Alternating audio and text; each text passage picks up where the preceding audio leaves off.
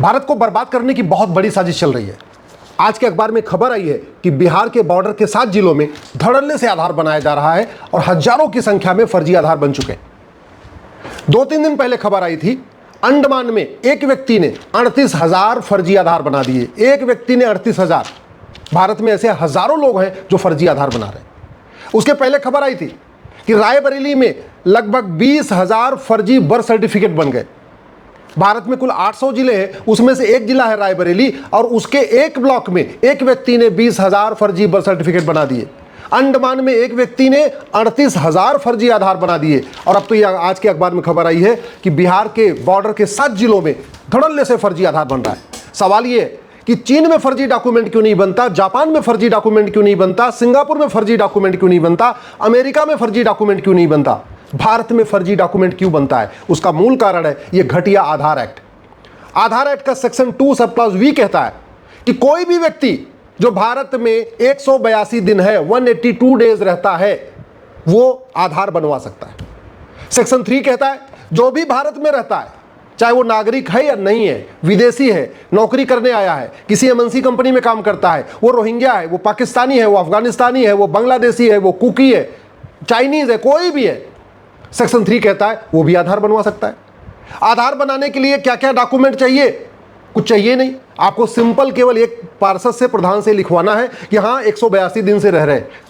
एक साल में 365 दिन होते हैं, तो 365 दिन में से 182 दिन कोई लिख के दे दे कि हाँ भैया ये यहाँ रहते हैं, उसका आधार बन जाएगा।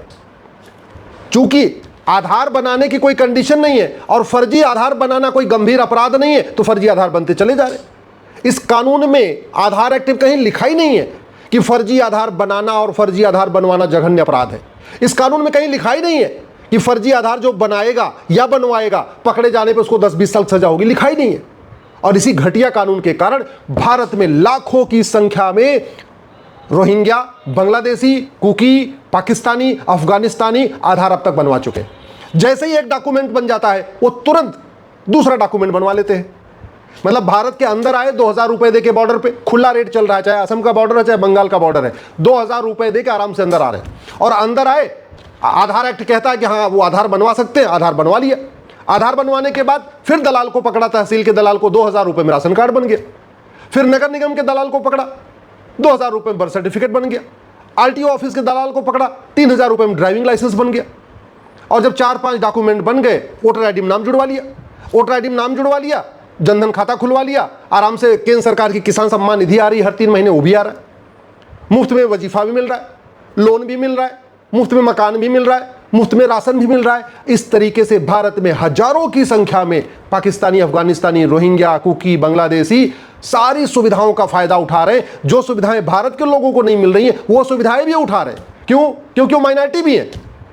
माइनॉरिटी के नाम पे अलग से 300 स्कीमें चल रही हैं। केंद्र सरकार की माइनॉरिटी की अलग स्कीम है और राज्य सरकार की माइनॉरिटी की अलग स्कीम है। और ये पाकिस्तानी, अफगानिस्तानी, रोहिंग्या, बांग्लादेशी, कुकी जो आ रहे हैं, वो माइनॉरिटी का सारी स्कीम का फायदा उठा रहे हैं। सामान्य स्कीम का भी फायदा उठा रहे हैं, माइनॉरिटी स्कीम का भी फायदा उठा रहे हैं। अगर इन घटिया कानूनों को बदला नहीं गया तो 2047 में विकसित भारत नहीं बनेगा, 2047 में भारत बर्बाद हो जाएगा। लिख के रख लीजिए। मैं किसी न डरा रहा हूं, लेकिन कड़वी सच्चाई बता रहा हूं। जिस देश का कानून घटिया होता है, वो देश मिट जाता है। और शासक बदलने से, सांसद बदलने से, विधायक बदलने से सिस्टम नहीं बदलता। सांसद विधायक के बदलने से भ्रष्टाचार अपराध खत्म नहीं होता। सिंगापुर में, जापान में, चीन में, अमेरिका में कोई भी राष्ट्रपति हो, कोई प्रधानमंत्री हो, वहां फर्जी डॉक्यूमेंट बन ही नहीं सकता। क्यों? क्योंकि कानून कठोर बना हुआ है। कानून तो बदलेगा नहीं, कानून तो वही है। सांसद सरकार आएगी जाएगी, कानून कठोर है, इसलिए वहां फर्जी डॉक्यूमेंट बनेगा नहीं। और भारत में कानून महा घटिया है, इसलिए कोई सरकार आए, समाजवादी सरकार आए, सेकुलर सरकार आए, राष्ट्रवादी सरकार आए, कोई भी सरकार आए, कोई भी समस्या कम नहीं होती।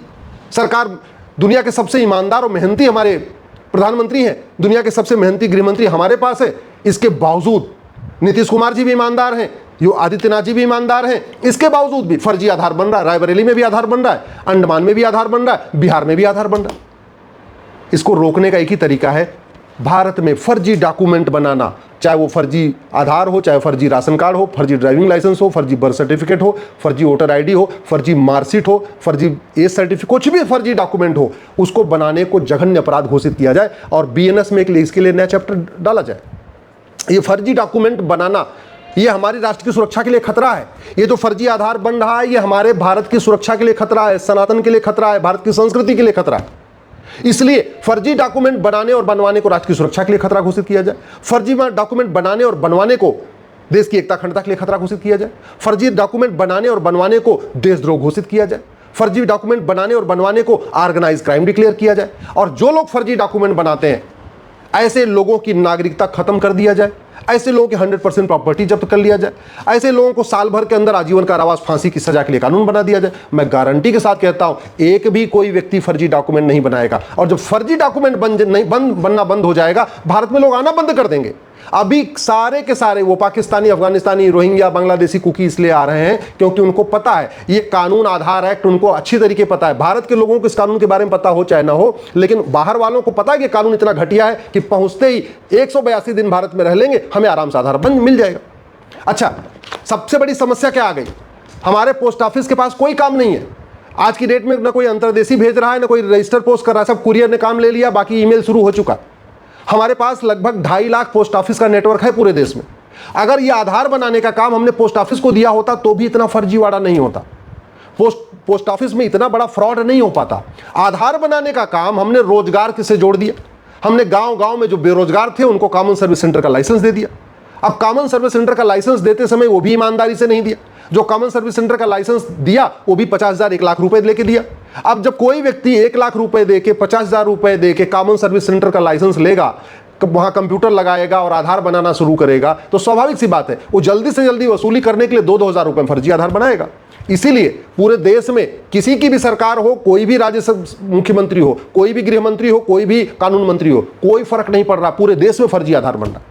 ये जो हमने आधार बनाने को, कॉमन सर्विस सेंटर को रोजगार से जोड़ दिया कि भैया ठीक है, इसी बहाने गांव के लोगों को रोजगार मिल जाएगा, ये भारत की सुरक्षा के लिए बहुत बड़ा खतरा पैदा हो गया। मैं अभी भी सरकार से निवेदन कर रहा हूं, कॉमन सर्विस सेंटर को बंद कर दीजिए जो प्राइवेट लोगों को दिया हुआ है।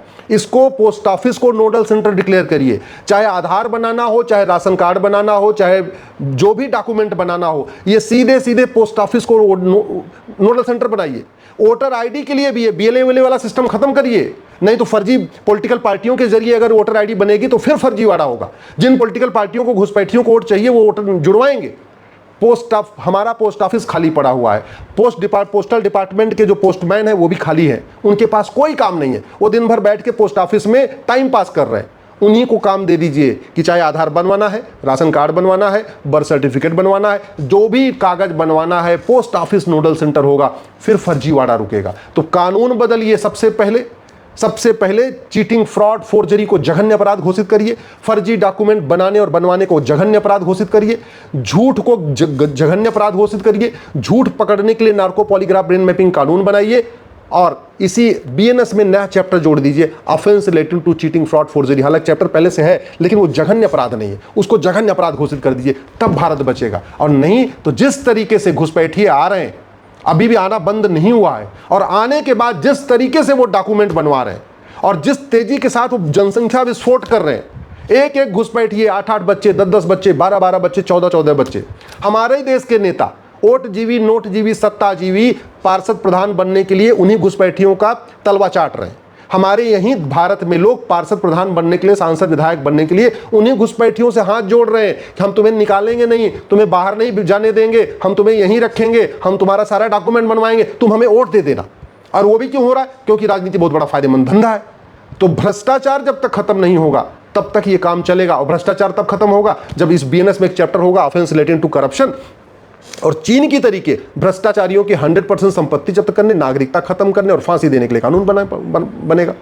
भारत की कोई समस्या लाइलाज नहीं है, लेकिन हम अपने पड़ोसी देशों से और हम बाकी देशों से सीख नहीं रहे। सिंगापुर में नशे का कारोबार नहीं है, सिंगापुर वाला कानून भारत में लागू कर दें, भारत नशा मुक्त हो जाएगा।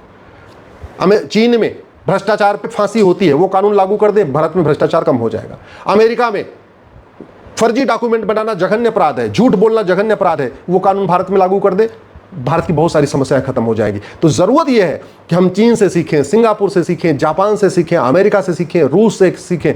जिन देशों में जो समस्याएं नहीं हैं उन देशों के कानूनों को भारत में लागू करें, तब भारत सुरक्षित होगा। नहीं तो 2047 में विकसित भारत नहीं बनेगा, बल्कि एक बर्बाद भारत होगा।